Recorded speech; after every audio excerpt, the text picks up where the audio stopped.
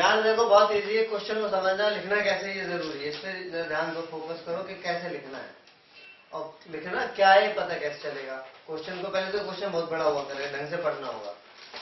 Of the students in a college, एक college में जितने भी स्टूडेंट्स हैं, इट इज नोन, ये पता है कि 60% उनमें से हॉस्टल में रहते हैं और 40% डे स्कॉलर, मतलब हॉस्टल में नहीं रहते, बाहर से आते हैं, तो घर से आते हैं, बाहर कमरा ले रखा है, उनको डे स्कॉलर बोला जाता है।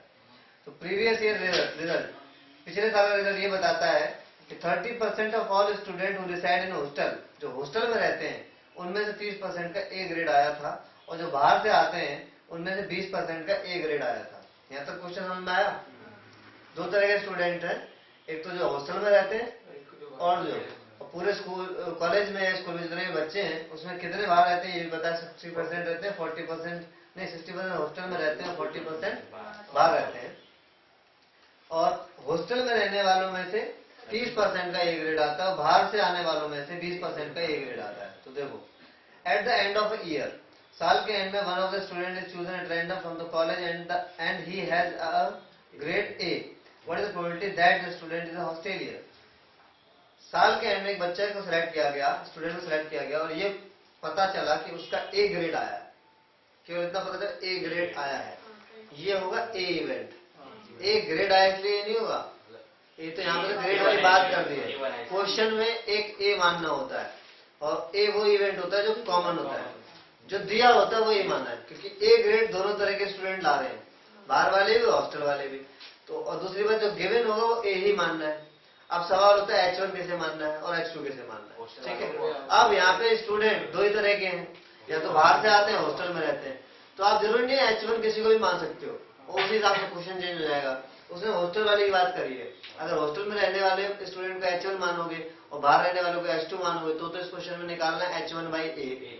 और अगर हॉस्टल वालों को आप H2 मानते हो, बाहर रहने वाले को H1 मानते हो, जो मान सकते हो, तो आपको फिर H1/A निकालना होगा, कैलकुलेशन सेम होगी, ठीक है। लिखने का तरीका देखो, ध्यान से देखिएगा। Let H1 be the event of student is a hostelier, student is a hosteller, hostel में रहता है, क्योंकि दो ही तरह के स्टूडेंट है ना। ए इवेंट तो ये है कि ग्रेड ए वाला आना, ग्रेड ए लाया है ये ए माने, जो दिया वो ए मानना है, जिसकी प्रोबेबिलिटी निकालनी है वो H1 या H2 में से कोई एक होगा। तो उसने हॉस्टेलियर की पूछी है तो वो H1 हो गया, और हॉस्टेलियर के अलावा कुछ और भी तो हो सकता था, डे स्कॉलर भी हो सकता था, तो ये H2 रहेगा। एक और तीसरी तरह का होता कि वो कहीं और रहता है मान लो, तो H3 होता। पर यहाँ पे दो ही तरह के स्टूडेंट है, एक तो हॉस्टल में रहते हैं या फिर बाहर रहते हैं। अच्छा, प्रोबेबिलिटी ऑफ H1 क्वेश्चन को देखिए पता चल रही है, 60% ऑस्ट्रेलियन है, तो 60/100 समझ आ रहा है। 1 0 काट लो, ज्यादा मत काटो, 6/10। Let H2 be the event of the student is a day scholar, the student is a day scholar। और इसकी प्रोबेबिलिटी समझ में आती है क्वेश्चन को पढ़ के। 40% ऐसे बच्चे हैं जो बाहर से आते हैं, तो 4/10। फिर आपको मानना होता है ए वो जो दिया है, तो let A be the event of student has grade A. वो जो क्या दिया हुआ है कि जो स्टूडेंट सिलेक्ट करा था उसका ग्रेड ए आया, उसको इवेंट ए मानना है, ठीक है। अब क्वेश्चन के हिसाब से हमें निकालना है कि एक बच्चा सेलेक्ट किया स्टूडेंट जिसका ग्रेड ए आया, यानी ए इवेंट घट चुका है, प्रोबेबिलिटी निकालो क्यों ऑस्ट्रेलिया है, H1/A निकालना है। फॉर्मूला वही, probability of H1 probability of A/H1 divided by probability of H1 probability of A/H1 plus probability of H2 into probability of A/H2। 3 होते तो एक और आ जाता, ऊपर तो वही आएगा जिसकी पूछी है, ठीक है। अब फॉर्मूले के हिसाब से H1 H2 की प्रोबेबिलिटी निकाल लिया, अब आपको चाहिए A/H1, जिसकी कोई दिक्कत नहीं है।